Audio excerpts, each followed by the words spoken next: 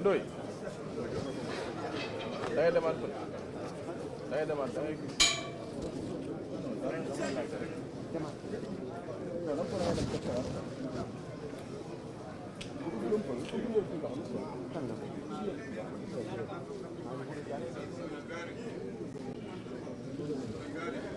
Maman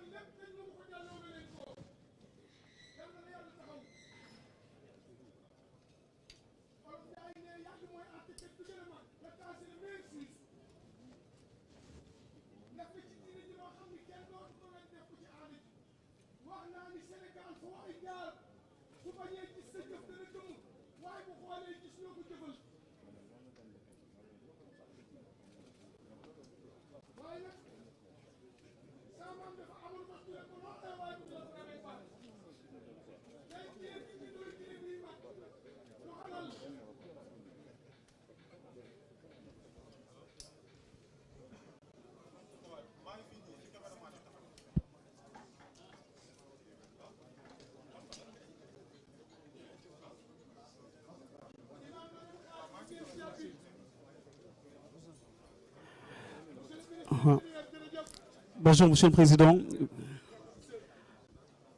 Vous venez de sacrifier à la traditionnelle prière du Tabaski. Aujourd'hui, quel est le message que vous avez à cœur de délivrer au peuple sénégalais? Nous rendons grâce à Dieu, Maître des croyants, de nous avoir permis de célébrer la fête de Tabaski, Aïd el-Kébir ou Aïd el-Adha. Et comme d'habitude, j'ai prié à la grande mosquée de Dakar, derrière l'imam Khatib El Hadji Moussa Samb, en compagnie des fidèles, des autorités. Le premier message, c'est un message de gratitude à l'endroit de notre Seigneur. C'est également, pendant que nous sommes encore avec la Covid, avec un léger rebondissement, nous ne devons pas oublier les précautions. Je voudrais aussi prier pour la paix dans le monde, la paix en Ukraine, puisque cette guerre est en train de créer des situations dramatiques dans le monde, des conséquences au plan économique et social sans précédent. Donc tout traitement porté aux conséquences de la guerre ne sera qu'un traitement a posteriori. Nous devons tout faire et toute la communauté internationale doit se mobiliser pour faire arrêter la guerre en Ukraine. J'invite le président Poutine, le président Zelensky, ainsi que tous les chefs d'État des pays acteurs de cette crise, de privilégier la désescalade et d'arriver à un accord de paix qui permette au monde d'éviter les souffrances que nous vivons présentement à travers la planète. C'est l'occasion aussi pour accorder le pardon pour tous ceux qui nous ont offensés, comme on le dit dans nos traditions musulmanes, et de demander également le pardon de tous. Et je voudrais dire que notre pays, qui grâce à sa diversité, à la concorde qui a toujours caractérisé le Sénégal, que nous puissions continuer à vivre dans l'harmonie, dans la diversité, mais dans l'unité. Nous allons entamer ce jour même l'ouverture de la campagne électorale pour les élections législatives du 31 juillet 2022. C'est l'occasion d'appeler les acteurs politiques et de leur rappeler que la période de la campagne électorale n'est pas une période de non-droit, que la violence doit être bannie et que l'État restera vigilant pour que cette période de 21 jours soit une période de campagne électorale et non une période de campagne de violence. Et qu'au 31 juillet, que tous les citoyens qui le désirent puissent se rendre dans les urnes et exprimer leur vote, comme nous l'avons toujours fait. C'est un appel donc lancé à l'ensemble des acteurs politiques, et surtout d'éviter les caravanes qui se croisent, les bagarres, le recrutement de personnes qui sèment la terreur et la désolation. Les instructions ont déjà été données au ministre de l'Intérieur, au ministre des Forces armées, pour que la sécurité soit assurée partout sur le territoire national et que le vote se passe dans le calme et la sérénité. Je voudrais remercier l'imam Alioune Samb qui nous a toujours habitués à ces sermons. Et comme il l'a dit, et je retiens qu'il s'est beaucoup appesanti aujourd'hui sur les valeurs, en particulier en ce qui concerne la jeunesse et le rôle des parents également vis-à-vis de leur progéniture, qui est un rôle d'éducation, un rôle de formation. Et l'État, bien entendu, n'est que le dernier maillon dans cette chaîne d'éducation. Mais les enfants aussi doivent, même si nous n'avons plus assez de temps à consacrer à nos enfants, pour leur léguer l'éducation héritée des nôtres. Parce que c'est une chaîne de transmission. Si elle est interrompue, les enfants sont perdus.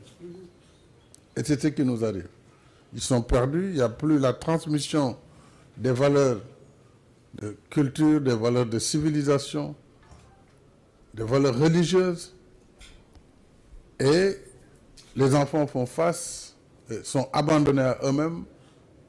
abandonnés aux réseaux sociaux. Naturellement, cela crée des désordres. Les réseaux sociaux sont un outil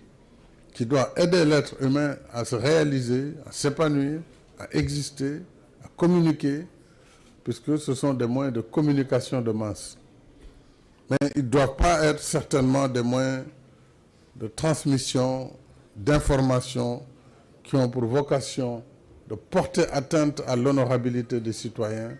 de porter atteinte à la paix et à la stabilité du pays.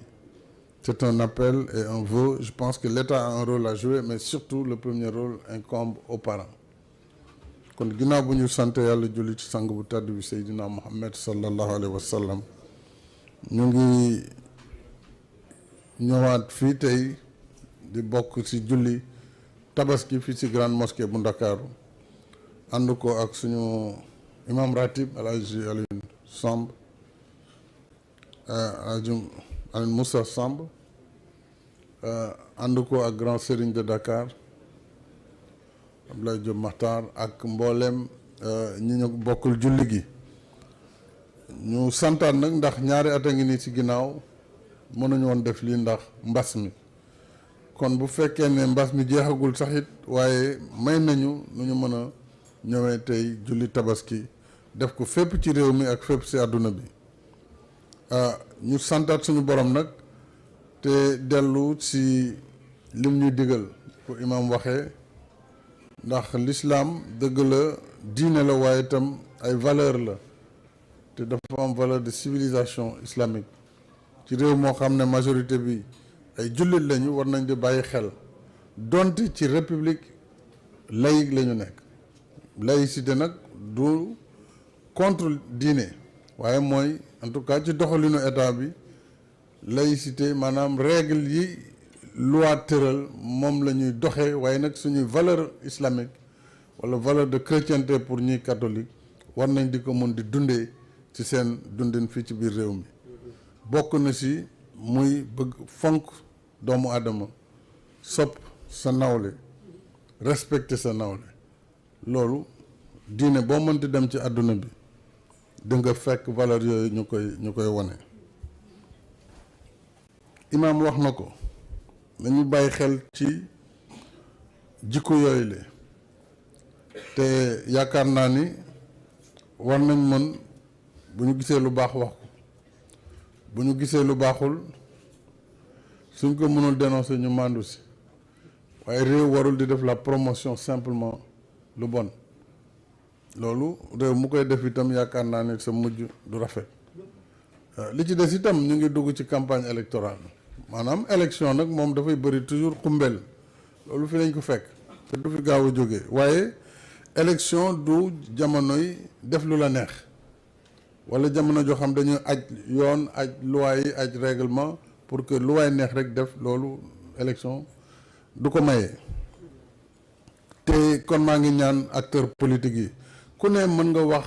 li la soob wax li nga bëgg wax li la neex sax ci wàllu élection parce que askan bi mooy tànn mooy wóolu ki ko soob mu jox la sa confiance état bi li mu mën a def mooy yemale candidat yi fexe ba kenn ku si ne la mu bëgg a wax askan bi jotee ci mooy temps d'antenne yi mooy lépp waaye élection jot na nañu wuti ay nit ñi yor ay jaasi wala yor ay xeer wala yor ay barre de fer loolu ku ko def yoon dana teg ci yow loxo ak foo mënti bokk majorité comme opposition ak ku mënti doon donc candidat yi nañu xam ne dañuy dem jongante élection Sénégal war na dépasser fu ñu demee élection nit ñi di barricader wala di jàpp ne dañuy def violence kon képp ku am sa caravane wala ngay waxtaan ak nit ñi war nga ko mën def te kenn du la bundu xataal kenn du la indil benn jafe-jafe su ko defee bu ñu yeggee ci cappaandaw ga muy 31 nag su bés ba ku nekk dem wote ji fu la neex nga sànni carte loolu mooy li nga xam ne moo doon ndamal Sénégal te loolu duñu ko wàcc kon maa ngi woowaat acteurs yi ñu bàyyi xel ci loolu te ni ko imam wax itam politiciens yi moomuñu réew mi foofu dañ ko bokk ak nit ñi kon mënuñu bàyyi réew mi ñu koy yàq di ko sax-saaxee ci wàllu politique simplement li ci des itam wax naa ci wàllu guerre bi nga xam ne moo am fële ci Ukraine digganteem ak Russie muy depuis deuxième guerre mondiale gis nañu ne xeex mosul am impact yu toll ni ci àdduna bi gis ngeen njëg yi fi mu toll tey essence gasoil lépp a yokk loo xam ne prix bi multiplié na par 2 da doon jar téeméer léegi ñetti téeméer lay jar engrais noonu la mel dund gi yëpp noonu la mel parce que xeex bi moo ko indi ñu war a nag taxaw ngir dox jàmm léegi dem nañ sax ba kuy dox jàmm dañ lay accuser yow da nga far fii da nga far fa kenn ñemetul wax dëgg li may wax ci réew moo am ci àdduna bi c'est-à-dire parparloo gi dem na ba ku bëgg a wax luy defar ñu ne waaw yow dafa mel ni yéen fii ngeen far nanguwu leen def lii nangu ñu ne leen ñun li ñu bëgg mooy jàmm parce que ñun xeex bi sori nañu waaye mu ngi ñu bëgg a rey te suñuy koom-koom attanul li ngeen ñu teg réew yu bëri gouvernement yi ñu ngi def seen kem kattan mais loolu am na limite kon nañu dox ngir jàmm dellu si Russie si Ukraine loolu nag foog ñu wax ak ñi ko seq muy président Poutine man moo waraloon ma jël sama responsabilité dem foofu wax ak président Zelensky bi nga xam ne moom la réewam di subir loolu wax ak tam ñi nga xam ne ñooy jàppale ñii wala di jàppale ñële parce que du jàppale bi mooy indi jàmm ji waaw fekkee ni da ngay xeex foo tourné jox ko jaasi ak paaka ak yow kon bëggoo xeex bi taxaw nañu arrêté mbir yi waxtaan après xool nan la ñuy régler li yàqu ba pare mais mënuñ continuer ci situation bi en tout cas du jàmm ci àdduna bi te du jur jàmm donc loolu aussi yaakaar naa acteurs yi te Union africaine bi ma jiitee wax na ci kàddoom te ci loolu la ñuy dox ngir jàmm dellu ci Ukraine ñu doog nag xool lu ñuy saafara mbir yi loolu laa bëggoon wax tey ci bés bi di ballu ñëpp ak te di bal ñëpp ak di ñaan yàlla mu yëkkati ñi nga xam ne seen yaram dafa sutante yàlla may leen jàmm te ñi seen loxo ñi nekk ci ginnaaw caabi itam suñu borom wàññil leen coono boobu dimbale leen loolu laa bëggoon wax di santaat di gërëm allahumma salli ala sayyidina Muhammad wa sallam